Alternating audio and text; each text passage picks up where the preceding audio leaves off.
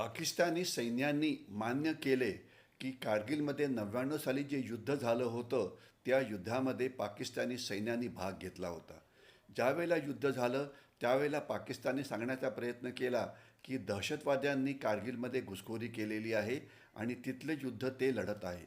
आणि त्यांनी जे आपले तिथे सैनिक पाठवले होते त्या सैनिकांना त्यांनी युनिफॉर्ममध्ये पाठवण्याच्या ऐवजी दहशतवाद्यांचे ड्रेस म्हणजे सलवार कमीज, दहशतवाद्यांची कॅप, दाढी वाढवलेले दहशतवादी वगैरे, म्हणजे असा दाखवण्याचा प्रयत्न होता की ते दहशतवादी होते ज्यांनी भारताच्या विरुद्ध उठाव केला होता.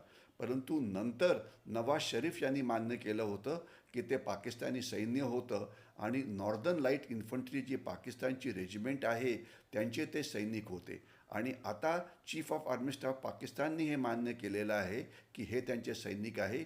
याचं मुख्य कारण त्यांना आता हे लपवायचं नव्हतं.